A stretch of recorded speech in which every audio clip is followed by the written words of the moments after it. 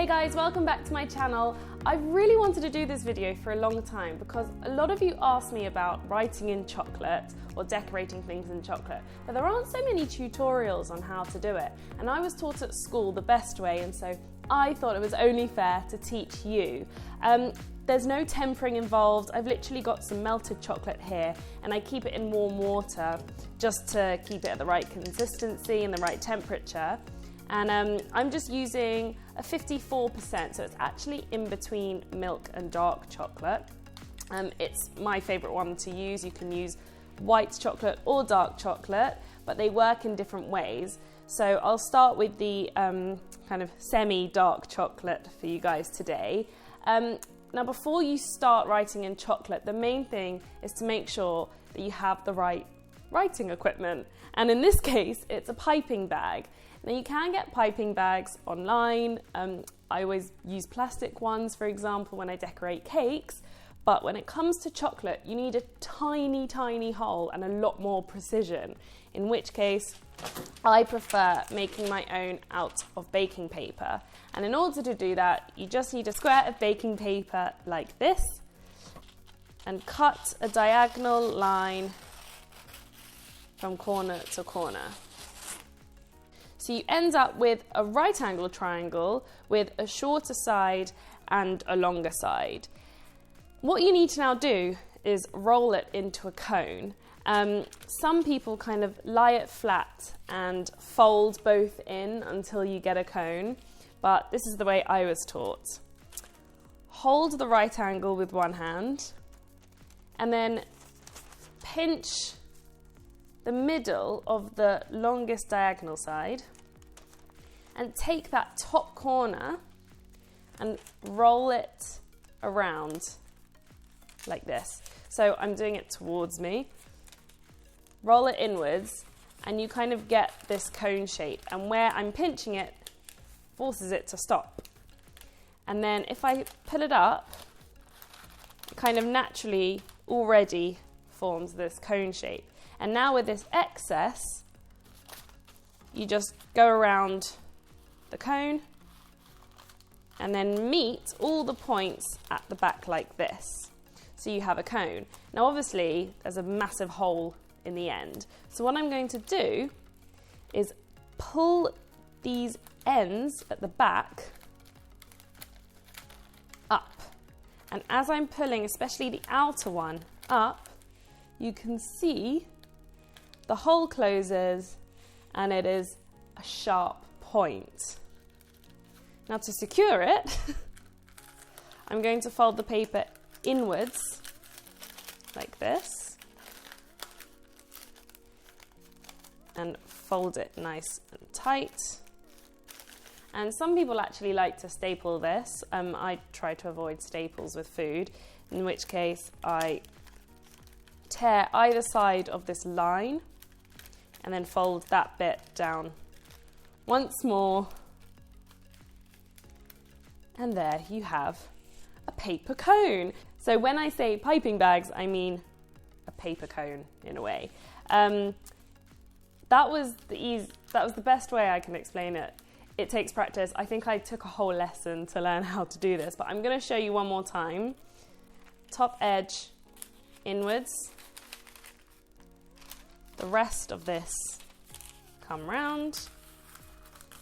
Meet all the points of the paper at the back and pull this one upwards to close the hole. Turn it around.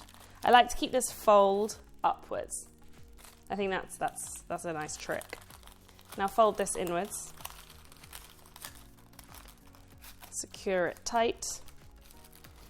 Rip either side of the line.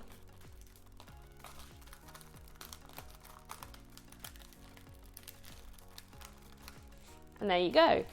If the hole opens again while you're fiddling around, because it might, it does with me as well, just keep tightening it by pulling the outside one up. Right, so once you've got your cones, you're ready to fill it with chocolate. So I always use a little container like a glass or a vase and pop it in just so I don't need to hold it with my non-existent third arm. And the chocolate itself, like I said, I've kept it warm because I melted it about half an hour ago. And you want it just really nice and smooth. If it's too hot, it's too loose and you'll actually find it really difficult to write with. And if it's too cold, well, good luck pushing it through a tiny hole. So you want it at probably about 35 degrees. I never measure, so that was a complete estimate. But just enough so it's nice and fluid. So it's tempting to fill this all the way up. Don't. I would go about halfway, not even, because when we close it, it all comes spilling out and you don't want all your hands chocolatey, of course. So I'm going to do about a couple of teaspoons even. You really don't use a lot when you write with chocolate. So look, you can actually see how little I filled it, but that is plenty. Now to secure the bag, make the top of the bag flat. And then where the line is, you want to kind of fold the bag away from the line to make it as tight as possible. If you start folding it this way, it might encourage the fold to loosen. So I'm going to flip it over and fold the two corners inwards and then the top down. And then keep rolling it down until it's completely secure, like this. Once you've got to this stage, you're quite safe. Again, it takes practice. Maybe don't fill it with chocolate until your bag is 100% done because you don't want a chocolatey mess. Trust me, I've been there. Once you've got your cones, you can actually leave it like on top of or near an oven or radiator to keep warm. But the next part is cutting the hole to let the chocolate out, obviously. So I'm going to cut a tiny amount, really small to start off with. You can barely see it. And then test it out. So I've got some spare paper here. And before I do any chocolate, I always test out how fluid the chocolate is and how large the hole is, etc. Because you obviously don't want to go wrong if you're decorating it straight onto a cake. So I'm just going to do a squiggle. Now, as you can see, it's not flowing out very well, which means the hole is slightly too small. So I'm going to cut it a little bit more. There, it's a lot more fluid. But actually, I'm still not happy with how the chocolate's falling. I'm not sure if you can see, but it's kind of gone a bit crimpy, like it's been crimped. So I'm going to cut it a tiny bit more, like minuscule amount. And that should be perfect. There we go. So once you're happy with how it's flowing, you still should practice before going onto a cake board or cake, especially if it's your first time. I'm not joking when I say this literally took me 3 years to do. Chocolate writing is really hard. I'm still perfecting it, but it's just something to get used to, especially if you've never done it before. So firstly, I'm obviously right-handed, so I'm just holding it in my right hand, and I actually use my left to support myself. So I'm obviously just doing squiggles on here to show you, but I'm using my thumb and 2 fingers to squeeze out the chocolate, but I'm also using my left hand to kind of guide my right hand. So at my college, they actually supplied sheets of patterns and chocolate decorations and borders and letters even. And if it helps you, print some out and use some baking paper and trace over them if you're not that confident with writing. Or if you are and still want to practice before going on to cake, then get yourself some either just acrylic surfaces or cake boards and practice on here. It's a lot easier. So I'm going to start by showing you just some writing actually. I think that's probably a good place to start. And what you always have to keep in mind is your spatial awareness on the cake board. So for example, if I've got a cake here and it's going to go around here and I'm writing happy birthday, obviously the word birthday is longer than happy, so you have to start happy a bit further than you would think rather than just split it into 2. So that's a little tip. And as far as like what style you write it in, I just kind of developed my own handwriting. I actually write slanted and swirly anyway, so it helps. but I will do my best to explain as I'm writing it. It's quite traditional that one side of the letter is a lot more extravagant than the other. So if this is the H, that second line is a lot more swirly. And then the rest of the word, I always join it up.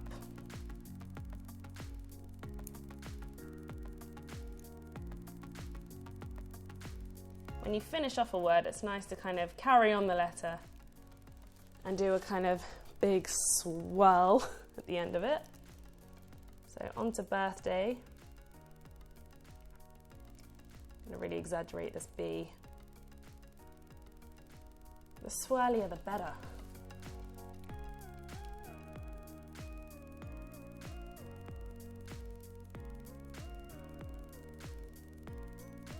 So you just have to have the confidence to just keep going.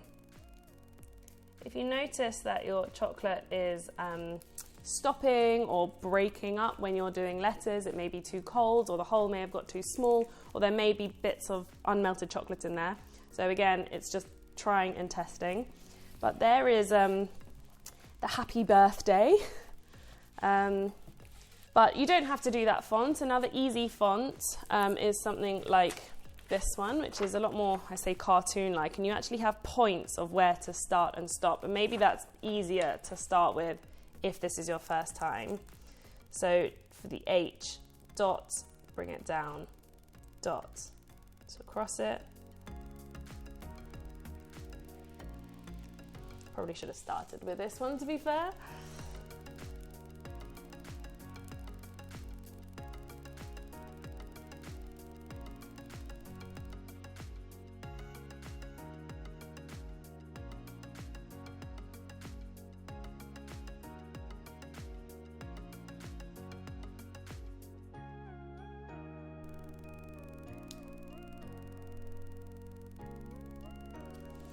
Double check you spell it right. I've made that mistake before. Dots around the letters, just give it another dimension and make it a bit more busy. I like to do it around the swells.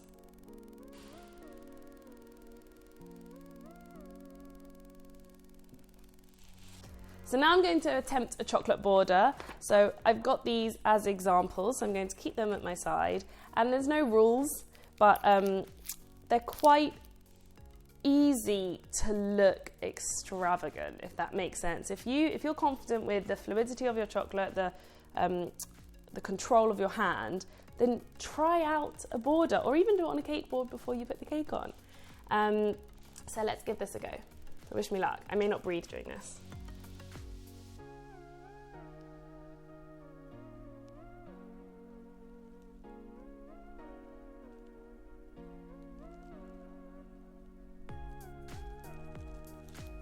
And once I've done that, I'm then going to go around with a second border in between.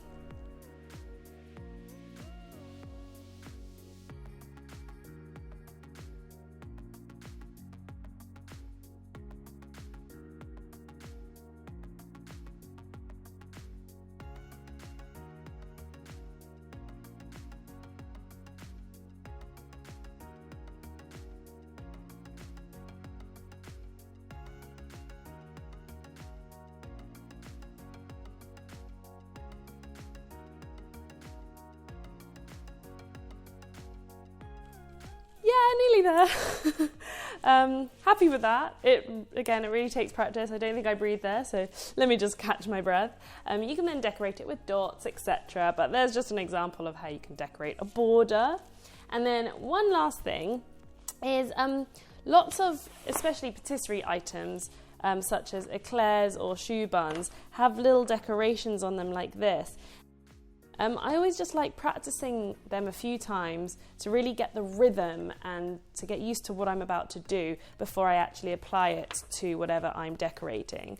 So as an example, I'm going to use the sheet as reference, but if there's an eclair, I like doing this kind of pattern.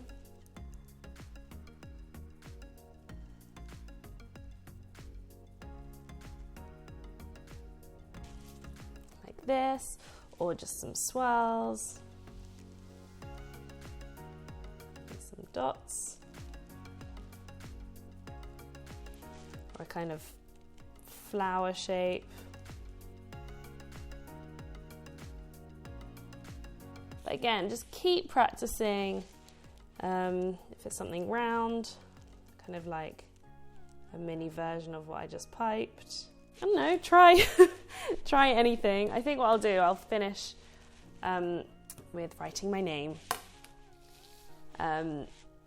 Again, practice is perfect. So this is actually great practice for me. I haven't really practiced for a long time, but you can just get really creative. So I do like the fact that my name begins with G because I can get really into the G. And then the rest of the name.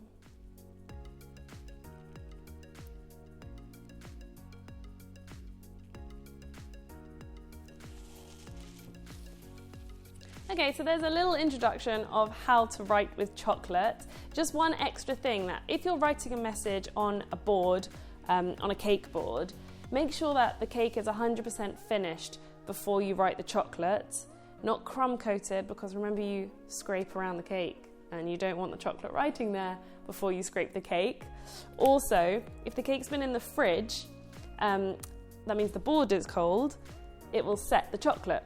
So it actually makes things easier. Not only does it set the chocolate straight away, but if you make a mistake, you could just kind of cut it away rather than like smearing the chocolate all over the cake board and making a big mess.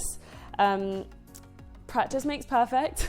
Good luck. If you have any questions, write them below or send me a direct message on Instagram at George's Cakes. I will do my best to answer. And any other technique videos or tutorials that you'd love to see, please write them in the comments below, and don't forget to subscribe to my channel. And I hope you enjoyed it and found it informative. I will see you next time.